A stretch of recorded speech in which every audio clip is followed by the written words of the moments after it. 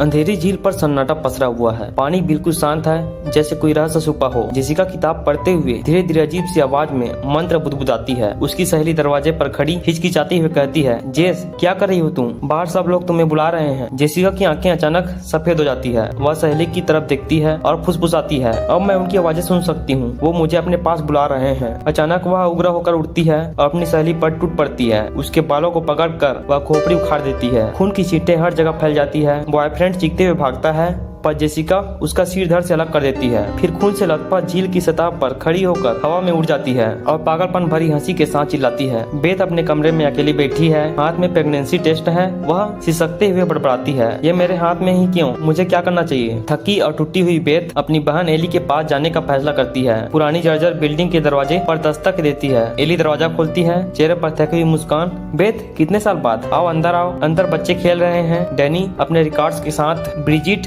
किताब में खोई हुई है और छोटी कैसी गुड़िया संवार रही है। सब कुछ संभालने लग रहा होता है, तभी जमीन जोर से हिलने लगती है। भूकंप से दीवारें फट जाती हैं। नीचे पार्किंग में दरार खुल जाती है। डैनी उत्साहित होकर टार्च लेकर नीचे चला जाता है और एक पुराना वॉल्ट ढूंढ लेता है। वहाँ से वह एक रहस्यमय किताब, ताबीज और पुराने रिकॉर्ड्स उठा लेता है। रात को बिजली चली जाती है। डैनी रिकॉर्ड बजाता है। खड़खड़ाती आवाज आती है, ये है मौत की किताब, इसके मंत्र मत पढ़ना वरना अंधकार तुम्हें निगल लेगा। रिकॉर्ड से मंत्र गूंजने लगते हैं। हवा भारी हो जाती है। दरवाजे हिलने लगते हैं। किताब अपने आप खुलकर खून टपकाने लगती है। उसी वक्त एली लिफ्ट में जाती है। तार उसके हाथ पैरों और गर्दन में कसकर लिपट जाते हैं। उसकी आंखें सफेद हो जाती है। वह दर्द से तड़पती है और फिर अचानक शांत होकर दानवी मुस्कान के साथ बाहर निकलती है। एली घर लौटती है, चेहरा पीला, आंखें खून से लाल। माँ को गले लगाओ, बहुत भूख लगी है। वह अचानक खून की उल्टी करती है। बच्चे डर से चीखते हैं। बेथ उसे रोकने की कोशिश करती है, लेकिन एली पड़ोसियों पर टूट पड़ती है और उन्हें बेरहमी से मार डालती है। दीवारें खून से भर जाती है। ब्रिजिट को उसकी माँ काट लेती है। उसका शरीर बदलने लगता है। उसके मुंह से कीड़े गिरते हैं। वह हंसते हुए अपनी मौसी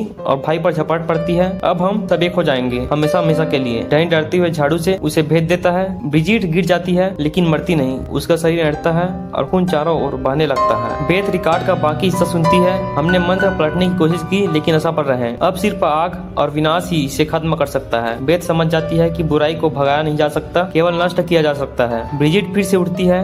डैनी अपनी बहन से भिड़ता है। आग की लपटों में दोनों गिर जाते हैं। डैनी जलकर राख हो जाता है, लेकिन ब्रिजिट भी खत्म हो जाती है। अब सिर्फ बेथ और छोटी कैसे बचती है। एली लौटती है, अब पूरी तरह राक्षस बन चुकी। वह बेथ के पेट की तरफ इशारा करती है और हंसती है, तेरे पेट में जो है मैं उसे खा जाऊंगी। बेथ घबराई हुई लेकिन गुस्से से भरी हुई कैसी को पकड़कर भागती है। दोनों पार्किंग तक पहुंचते हैं। वहाँ एली, डैनी और ब्रिजिट की लाशें मिलकर एक बहु हाथों वाला दैत्य बन चुकी है। वह भयानक गर्जना करता है और दोनों पर टूट पड़ता है। बेथ चेंसा उठाती है, तूने मेरा सब कुछ छीन लिया, अब तुझे काट कर ही खत्म कर दूंगा। भयानक लड़ाई होती है। उनकी बौछारें, चीखें, सन्नाटा। अंत में बेथ दैत्य को लकड़ी काटने वाली मशीन में धकेल देती है। उसका शरीर टुकड़ा टुकड़ा हो जाता है। सिर्फ एली का सिर बचता है। तू कभी मां नहीं बन पाएगी। बेथ गुस्से से सिर को भी मशीन में फेंक देती है। सब खामोश हो जाता है। सुबह की रोशनी। बेथ और छोटी कैसी बिल्डिंग से बाहर निकलते हैं, दोनों थके हुए लेकिन जिंदा। लेकिन कहानी यहीं खत्म नहीं होती। अगली सुबह जेसिका पार्किंग में खड़ी है। चारों तरफ खून और सन्नाटा है। अचानक अदृश्य ताकत उसे पकड़ लेती है। उसकी आंखें लाल हो जाती है। वह चीखती है और बुराई फिर से जन्म ले लेती है।